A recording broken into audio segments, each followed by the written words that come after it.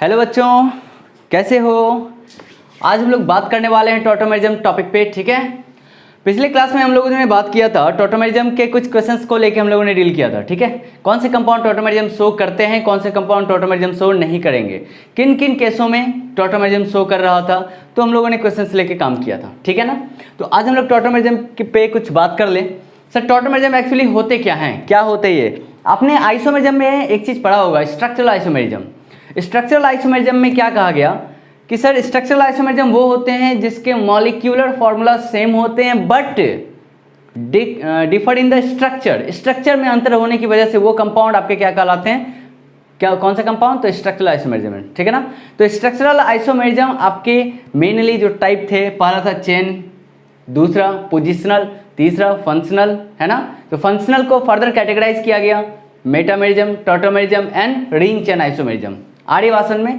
तो ring chain isomerism और उससे पहले जो आपका आता है टॉटोमेरिज्म। ठीक है, तो आज हम लोग इसी टॉटोमेरिज्म पे चर्चा करने वाले हैं।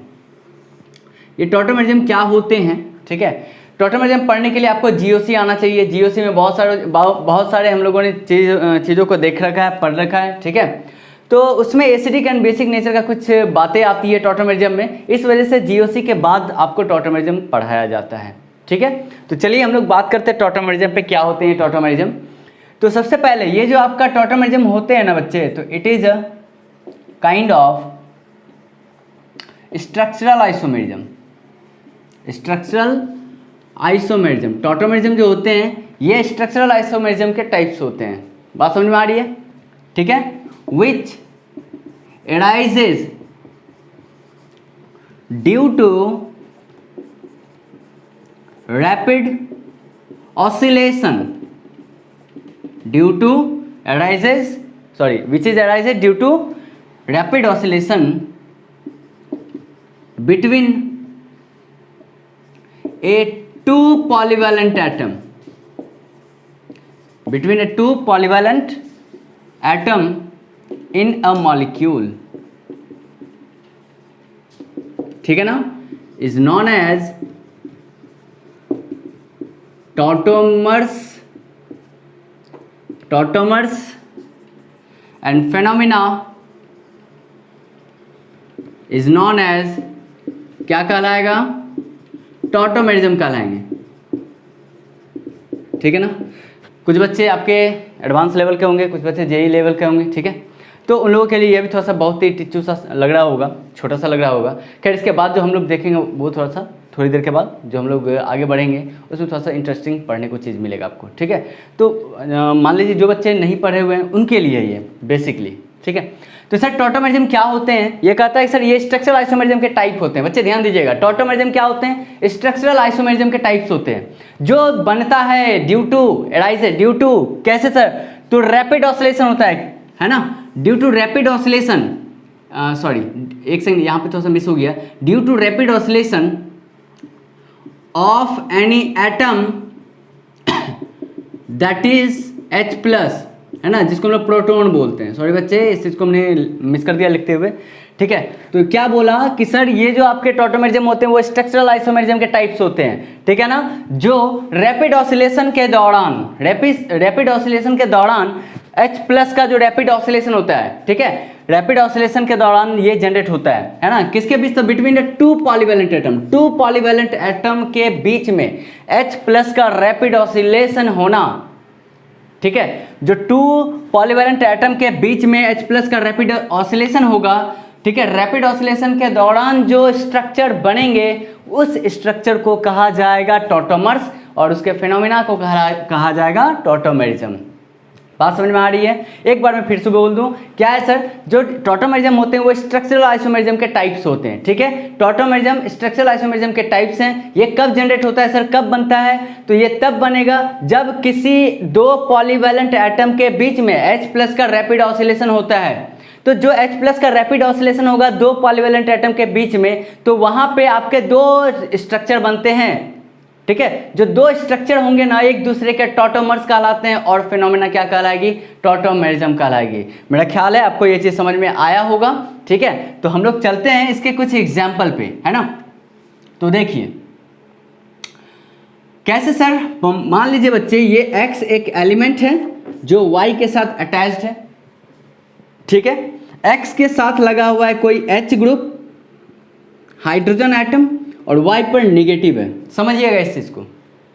x पर लगा हुआ H है ना, और y पे लगा हुआ माइनस, समझिएगा। क्या x एक पॉलीवैलेंट एटम है क्या? बिल्कुल है सर, क्योंकि x जो है इधर से भी और इधर से भी 2 बॉन्ड बना रहा है, तो एक से ज्यादा बॉन्ड बनाने वाले एटम को हम लोग क्या बोलते हैं? पॉलीवैलेंट एटम, ठीक है सर। ये वाला क्या पॉलीवैलेंट एटम है क्या? जी हाँ सर, बिल्कुल, क्योंकि ये वाला मान लो इस साइड एक बॉन्ड से तो बना ही हुआ है, ये वाला y इस x से तो बॉन्डेड है ही, लेकिन ये जो नेगेटिव पार्ट है हो सकता है ये किसी के साथ जुड़ा होगा, ऐड हुआ होगा, या किसी के साथ बॉन्ड बनाया होगा, उस बॉन्ड के इलेक्ट्रॉन को इन्होंने क्या किया? खींच लिया, ठीक है। किसी भी टेंडेंसी से इन्होंने अपने उस बॉन्ड के इलेक्ट्रॉन को खींच लिया। तो जो बॉन्ड के इलेक्ट्रॉन को अपनी ओर खींचते हैं उसको हम लोग बोलते हैं इलेक्ट्रोनेगेटिविटी। बोलते ही नहीं बोलते? तो बोलते हैं सर, कोई दिक्कत नहीं है। तो जो बॉन्ड के इलेक्ट्रॉन को अपनी ओर खींच लिया तो उस पर चार्ज क्या आएंगे? नेगेटिव आएंगे। बात समझ में आ रही है? ठीक है सर। तो सर x भी एक पॉलीवैलेंट एटम है एंड y भी एक पॉलीवैलेंट एटम है, तो ओवरऑल मिला के एक मॉलिक्यूल हुआ कि नहीं हुआ? बताओ। तो एक मॉलिक्यूल में 2 पॉलीवैलेंट एटम के बीच में H प्लस का रैपिड ऑसिलेशन के दौरान जो 2 स्ट्रक्चर बनेंगे उन स्ट्रक्चर को बोलते हैं टॉटोमर्स, और वो फेनोमेना कहलाती है टॉटोमेरिज्म, ठीक है। तो चलिए इसमें देखते हैं बच्चे, X के साथ जो H जुड़ा हुआ है ये H क्या होता है? टूटता है, टूट जाता है। अब क्यों टूटता है इसके बारे में बात करेंगे, पहले समझिएगा सर। 2 पॉलीवैलेंट एटम है, उसमें से जो H लगा हुआ है वो H क्या होते हैं? टूट जाते हैं। तो टूटेगा तो देखो X इस केस में मोर इलेक्ट्रोनेगेटिव है और ये H आपके लेस इलेक्ट्रोनेगेटिव है, तो H पे क्या चार्ज आएगा बच्चे? तो पॉजिटिव आएगा, बोलो ना। H पर आ गया पॉजिटिव, हैं जी। अच्छा, तो अब X टूटा तो X जो इस बॉन्ड के इलेक्ट्रॉन को अपनी ओर खींचा तो X पे क्या चार्ज आ गया? नेगेटिव आ गया। और ये Y के साथ जो बॉन्डेड है नेगेटिव के साथ, ये समझ में आया सर? इन दोनों के बीच का बॉन्ड टूटा तो H पे प्लस आया और X पे माइनस आया, क्लियर है? अब ये Y पे माइनस जो ये इलेक्ट्रॉन दे देता है इसको, जैसे ही दिया तो ये बना देता है, ये बना देता है ये वाला कंपाउंड। बात समझ में आ रहा है? क्या किया सर? X और Y जो पॉलीवैलेंट एटम है जिसमें X के साथ जो हाइड्रोजन लगे हुए हैं वो बॉन्ड टूटता है, एक पे पॉजिटिव एक पे नेगेटिव आता है, तो नेगेटिव तो जो है आपके X माइनस हो गए, ठीक है। नेगेटिव आपका क्या हो गया? X माइनस, और Y पर जो नेगेटिव था उन्होंने H प्लस को इलेक्ट्रॉन दे दिया तो बन गया ये, ठीक है। अगर मान लो हम इधर से इसको तोड़े, इधर से इसको ब्रेक करें, ठीक है, तो Y पर क्या चार्ज आएगा? नेगेटिव आएगा, और जो नेगेटिव पार्ट X पे है वो X इसको इलेक्ट्रॉन दे देगा तो कुछ ऐसा बनेगा। मतलब सर यहां से हम तोड़े ये बना, ठीक है, तोड़े या टूटा, जैसे भी टूटा हम बात करेंगे, डिस्कस करेंगे, ध्यान दीजिएगा। ये X और X और H के बीच का जो बॉन्ड था ये ब्रेक हुआ तो कुछ ऐसा बना, और ये नेगेटिव पार्ट इसको इलेक्ट्रॉन दे दिया तो कुछ ऐसा बना। फर्दर अगर उधर से मान लो ऐसा टूटता है तो ऐसा बनेगा, फिर ये X इलेक्ट्रॉन दे देगा तो कुछ ऐसा बनेगा, और ये कार्यक्रम चलता रहता है, चलता रहता है, चलता रहता है। ये तब तक चलता है जब दोनों इक्विलिब्रियम पे ना आ जाए। बात समझ में आ रही है सर? हाँ सर। क्या कहा आपने? तो सर X और Y एक पॉलीवैलेंट एटम होते हैं, ठीक है। X के साथ जो H लगा हुआ है सर वो H टूटा सर, बॉन्ड टूटा तो X पे आया नेगेटिव, Y के पास जो नेगेटिव था वो इलेक्ट्रॉन देकर कुछ ऐसा बना दिया। मतलब ऐसा है सर, ये H कभी X के साथ कभी Y के साथ, कभी X के साथ कभी Y के साथ, Y से टूटा X के साथ जुड़ा, X से टूटा तो Y के साथ जुड़ा। मतलब हाइड्रोजन एक आवर्त एलिमेंट है, ठीक है। ये किसी का नहीं है, कभी इसके साथ कभी इसके साथ, कभी इसके साथ कभी इसके साथ, ठीक है, बिरता फिरेगा, है ना, देखता फिरेगा। तो H इससे टूटा तो Y के साथ जुड़ा, Y से टूटा तो X के साथ जुड़ा। तो ये जो आपका फिनोमिना दिख रहा है केमिस्ट्री इसको बोलते हैं ऑसिलेशन। किसका ऑसिलेशन हो रहा है सर? तो सर एनी एटम का मतलब क्या? प्रोटॉन का ऑसिलेशन, ठीक है। तो प्रोटॉन का ऑसिलेशन हो रहा है सर। 2 पॉलीवैलेंट एटम के बीच में प्रोटॉन का ऑसिलेशन होना और बनने वाला जो दो स्ट्रक्चर हैं, ये दोनों स्ट्रक्चर एक दूसरे के टॉटोमर्स कहलाएंगे और फेनोमेना क्या कहलाएगी? टॉटोमेरिज्म कहलाएंगे। मेरा ख्याल है यहाँ तक समझ में आया होगा बच्चे, बताइए, कमेंट जरूर कीजिएगा, ठीक है। चलिए, तो समझ में आया? तो एक से टूटा और एक को दिया, ठीक है सर, समझ में आ गया सर इतना, ठीक है। तो सर X टूटा, Y इलेक्ट्रॉन दे दिया तो ऐसा कुछ बन गया। तो सर टूटेगा क्यों? क्या जरूरी है टूटने का? आपने कन्फर्मेशनल आइसोमेरिज्म के दौरान एक स्ट्रेन के बारे में पढ़ा होगा, स्टैटिक स्ट्रेन, ठीक है। स्टैटिक स्ट्रेन मतलब स्थिर अवस्था का तनाव, जिसको हम लोग बोलते हैं स्थिर अवस्था। हर कोई चीज, हर वो चीज, ठीक है, जैसे मान लीजिए हम हैं, आप हैं, अभी जो बैठे हुए होंगे, कॉपी लेके जो बैठे होंगे पढ़ने के लिए, ठीक है, जो वीडियो आप लोग देख रहे होंगे, ठीक है, उस टॉटोमेरिज्म को जो नोट कर रहे होंगे, अगर मैं बोलूं क्या आप कंटिन्यू 4 से 5 घंटे जिस पोज में बैठे हुए हो, क्या वो बैठे रहोगे 4 से 5 घंटे बिना हिले, बिना खाए पिए? नहीं ना, बिल्कुल नहीं सर। सर ऐसा होता है सर कि अगर मान लीजिए कि हम कंटिन्यू 1 से 2 घंटा इस तरह से बैठे रहेंगे ना, तो हमारे अंदर एक तनाव डेवलप होने लगेगा, एक स्ट्रेन डेवलप होने लगेगा। उस स्ट्रेन को मिनिमाइज करने के लिए हम अपनी बॉडी को कभी इधर करेंगे, कभी उधर करेंगे, अपनी बॉडी को मिनिमाइज करेंगे। क्या मिनिमाइज करोगे? तो स्ट्रेन को मिनिमाइज करोगे। एग्जैक्ट वही बात है यहाँ टॉटोमेरिज्म में। हो सकता है सर ये हाइड्रोजन यहाँ जो है अपने आप को अनस्टेबल फील किया होगा, इस वजह से ये टूटा तो y के साथ गया। अब हो सकता है y के पास अपने आप को अनस्टेबल फील कर रहा होगा, तो ये x के साथ जुड़ा, यानी कि सर x का ऑसिलेशन हो रहा है, कभी x के साथ कभी y के साथ, टूटा जुड़ा, और ये तब तक चलता रहेगा जब तक वो इक्विलिब्रियम पे ना आ जाए।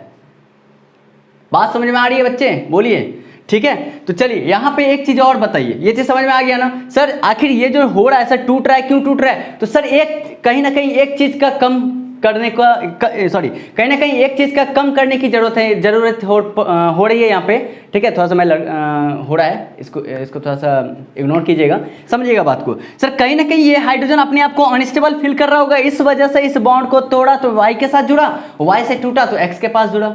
ऐसा हो रहा है कि नहीं? ठीक है।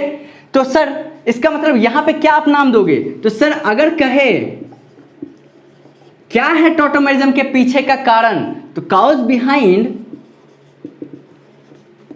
टॉटोमेरिज्म टू मिनिमाइज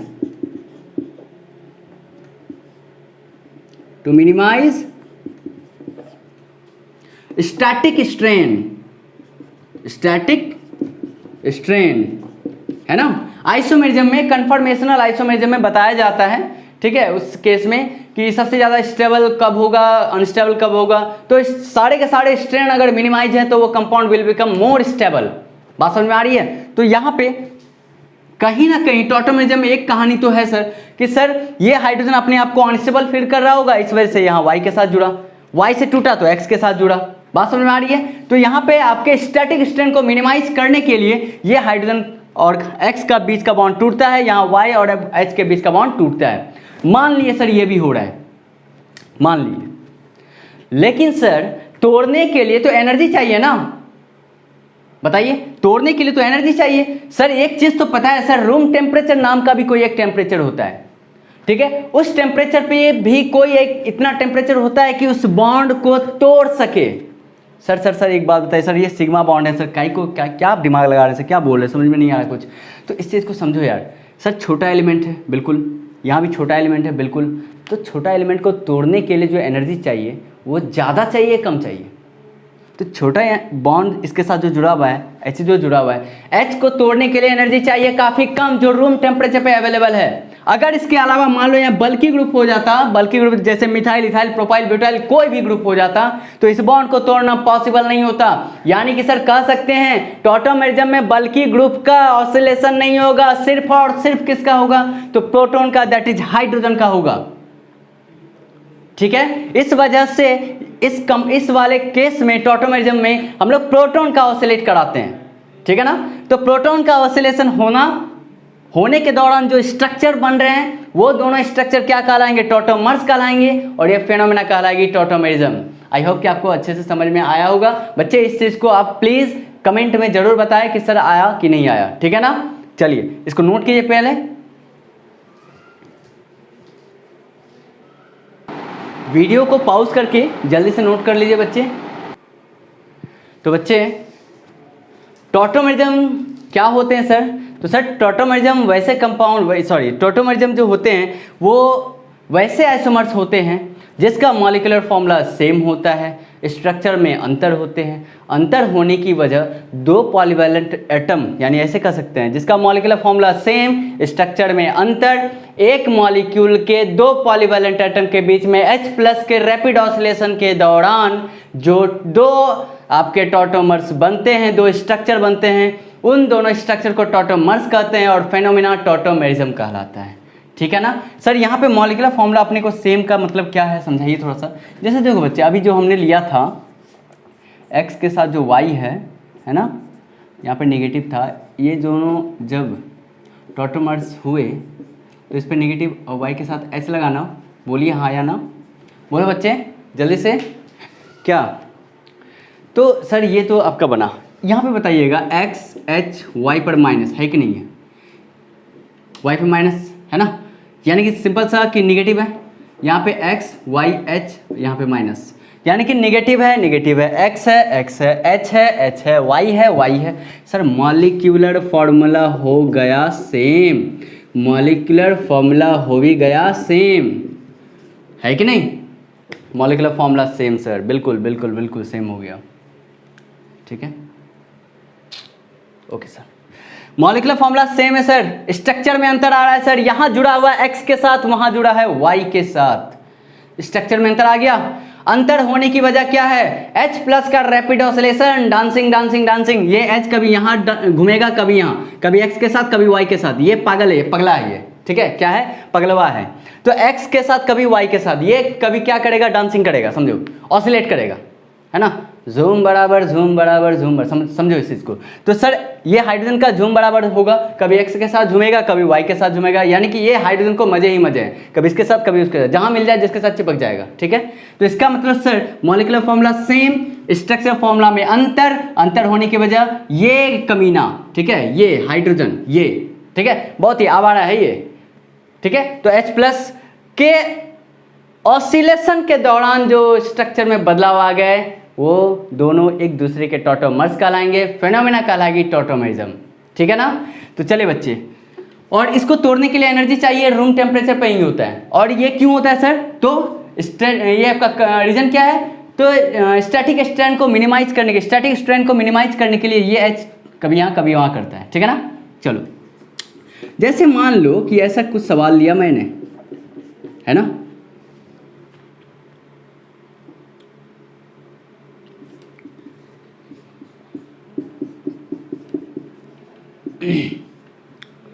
ठीक है बच्चे, सुनिएगा।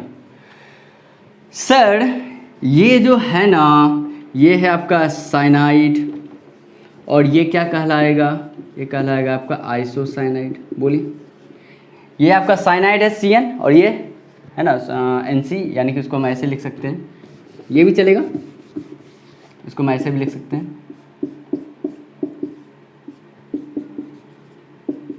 ठीक है, NC isocyanide, cyanide and isocyanide. ठीक है,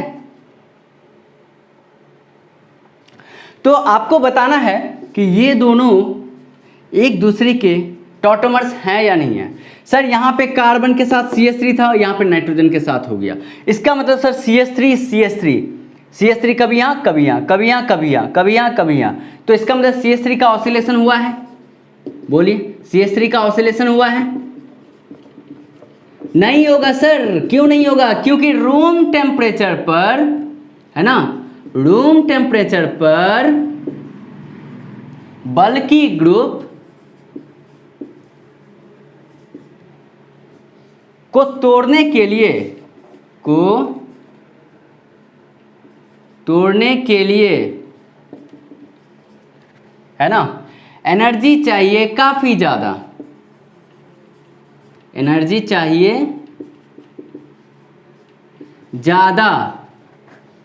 ठीक है, रूम टेम्परेचर पे, सॉरी कह सकते हैं इसको कि रूम टेम्परेचर पे बल्की ग्रुप को तोड़ने के लिए एनर्जी काफी ज्यादा चाहिए, है ना, इस टेम्परेचर पे। ठीक है, तो बल्की ग्रुप को तोड़ना पॉसिबल नहीं है। क्यों? क्योंकि रूम टेम्परेचर पे अवेलेबल उतना है नहीं एनर्जी।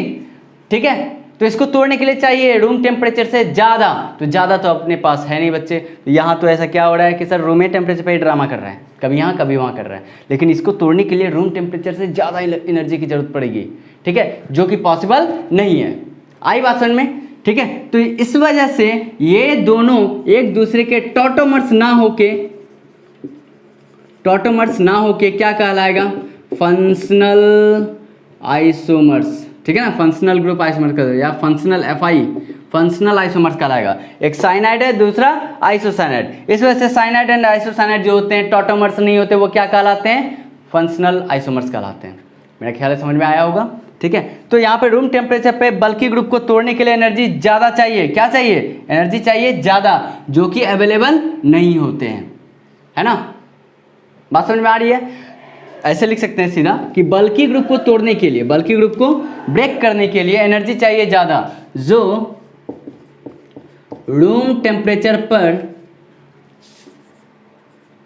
है ना, प्रेजेंट नहीं होता,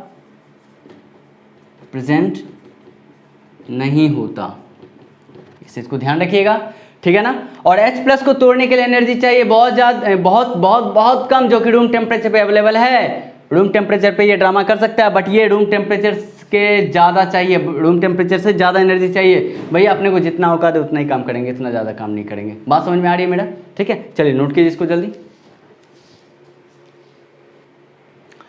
ठीक है। तो लेकिन अगर मान लो CH3 की जगह हम ये ले लेते, ये है ना, ये भी साइनाइड है सर, और ये isocyanide. Sir cyanide and isocyanide क्या होते हैं, आपके फंक्शनल आइसोमर्स होते हैं सर, कोई दिक्कत नहीं है। लेकिन ये साथ साथ आपका देखो ये H है, क्या है यहाँ पे H, यहाँ कार्बन के पास है, कार्बन से टूटेगा, नाइट्रोजन के पास लोन पेयर इलेक्ट्रॉन दे देगा, ठीक है। इस एरो को हम लोग ऐसे लिख देते हैं, निगेटिव और प्लस पे, ठीक है, ट्रिपल बॉन्ड बना के। समझ में आ रही है बात, हाँ। तो सर ये कार्बन से H टूटेगा तो कार्बन पे आएगा निगेटिव, और नाइट्रोजन इसको इलेक्ट्रॉन दे देगा तो कुछ ऐसा बना देगा। तो सर यहाँ पे किसका ऑसिलेशन हो रहा है, तो H का, हाइड्रोजन का, प्रोटॉन का ऑसिलेशन हो रहा है, CH3 नहीं है। CH3 होता तो ये दोनों एक दूसरे के कहलाते हैं फंक्शनल आइसोमर्स। क्या कहलाते, फंक्शनल आइसोमर्स। क्या ये है, क्या नहीं होगा सर, क्योंकि ये कहलाएंगे टॉटोमर्स। क्या कहलाएंगे बच्चे, टॉटोमर्स, क्योंकि इसमें स्मॉलर एटम जैसे प्रोटॉन का रैपिड ऑसिलेशन हुआ है और दोनों एक दूसरे के इक्विलिब्रियम पे होंगे, ठीक है ना। चलिए बच्चे, इसमें एक चीज़ और ज़बरदस्त डिस्कस करने वाली बात है कि टॉटोमेरिज्म जो होते हैं, यही चीज़ हम लोग लेते हैं फिर से, ठीक है। टॉटोमेरिज्म जो होते हैं, जो बना है,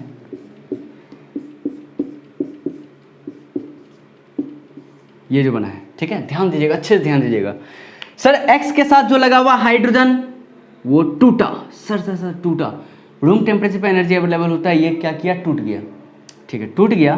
तो एक बात बताना जल्दी से फटाफट, H का निकलना क्या कहलाता है, किसी कंपाउंड से H का निकलना क्या कहलाता है, एसिड कहलाता है।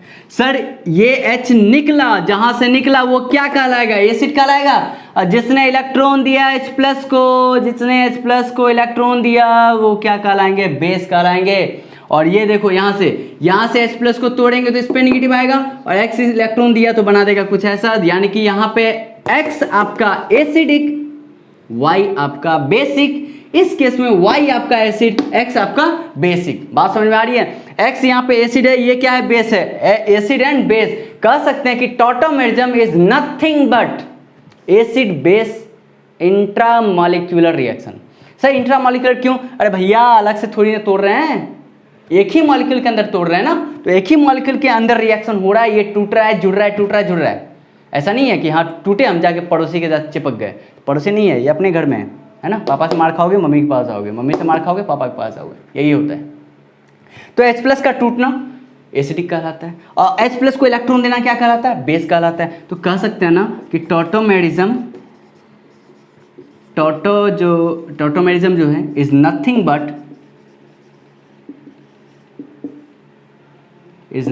बट एसिड बेस इंट्रामॉलिक्यूलर, है ना, रिएक्शन।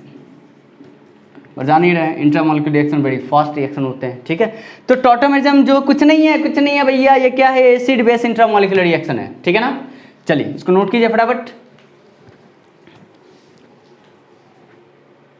हाँ जी बच्चे, मैंने कुछ नोट्स लिखा है, इसको नोट कीजिएगा कि द एनर्जी डिफरेंस, यहाँ समझिएगा पहले, the energy difference between two tautomers, है ना, जो दो टॉटोमर्स हैं आपके, एक इधर के एक उधर के, इक्विलिब्रियम के बाद वाला, ठीक है ना, इधर और इधर, जो दो टॉटोमर्स होंगे उन दोनों टॉटोमर्स के बीच में एनर्जी का गैप इतना ना कम होता है, इतना ना कम होता है कि वो रैपिड इंटरकन्वर्टेबल हो जाता है, ठीक है, रूम टेम्परेचर पे। बात समझ में आ रही है। टॉटोमर्स की अगर बात करेंगे, जैसे H का रैपिड ऑसिलेशन होता है तो रूम टेम्परेचर पे एनर्जी इतना ना कम होता है कि वो H कभी X के साथ, कभी Y के साथ, कभी इस वाले के साथ, कभी इस वाले के साथ, वो इंटर कन्वर्टेबल फटाफट हो जाएगा। लेकिन अगर हम फंक्शनल ग्रुप की बात करें, जैसे साइनाइड और आइसोसाइनाइड में मिथाइल लगे थे या फिर बल्कि ग्रुप लगे थे H को छोड़ के, तो सर फंक्शनल ग्रुप की अगर मैं बात करूं, वहां पे एनर्जी आपको काफ़ी ज़्यादा चाहिए, एनर्जी का डिफरेंस क्या हो जाता है वहां पे, काफ़ी ज़्यादा हो जाता है। इस वजह से they are not rapid interconvertible at room temperature, है ना।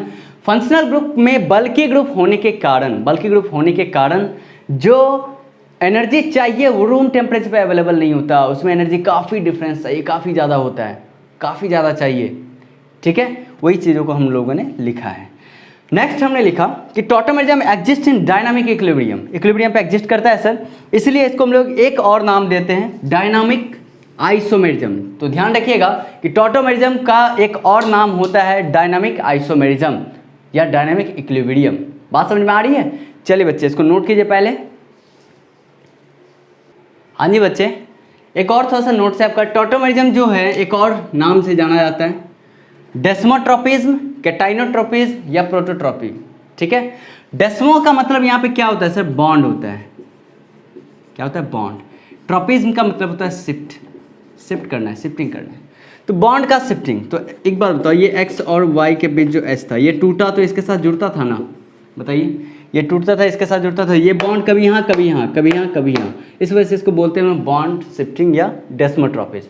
कैटाइनो, लाइक सर कैटाइनो बोले तो सर H+ निकलता था यहाँ से, बिल्कुल सर, इस वजह से कैटाइनो बोले तो बोलो, कैटाइनो बोले तो कैटायन। और ट्रोपिज्म का मतलब क्या होता है, शिफ्ट करना, है ना। प्रोटो बोले तो प्रोटोन सर, H+, प्रोटोन का शिफ्टिंग, है ना, प्रोटोन का शिफ्टिंग होना क्या कहलाता है, प्रोटोट्रॉपी कहलाता है। बॉन्ड का शिफ्टिंग होना डेस्मोट्रॉपी, कैटायन का शिफ्टिंग होना तो कैटाइनोट्रॉपी, ठीक है ना। तो ये सब के सब टॉटोमेरिज्म का भी नाम होते हैं, ठीक है, टॉटोमेरिज्म के दूसरे नाम भी होते हैं।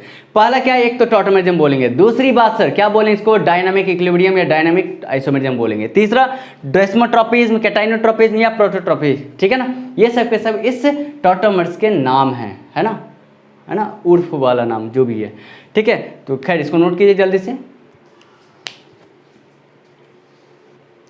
तो बच्चे टॉटोमेरिज्म का ये स्टोरी आपको समझ में आया, अगर आया तो इसको जल्दी से कमेंट कीजिए फटाफट देख के, है ना। और जो बच्चे मान लीजिए जो ये जे एडवांस नीट के स्टूडेंट हैं, जिसको ये सब बहुत आसान लग रहा है तो कोई दिक्कत नहीं है, वो बच्चे पढ़े हुए हैं, कोई दिक्कत नहीं है उसके लिए, ठीक है ना, उसके लिए ये वीडियो नहीं है। जो बच्चे को स्टार्टिंग समझ में नहीं आया टॉटोमेरिज्म किसको बोलते हैं, क्या होते हैं, अगर आपको समझ में आया है तो प्लीज़ कमेंट कीजिए, शेयर कीजिए, लाइक कीजिए और सब्सक्राइब कीजिए हमारे चैनल को, ठीक है। तो फिर हम मिलते हैं अगली क्लास इस टॉटोमेरिज्म के अगले टॉपिक पे, ठीक है ना। चलिए, थैंक यू।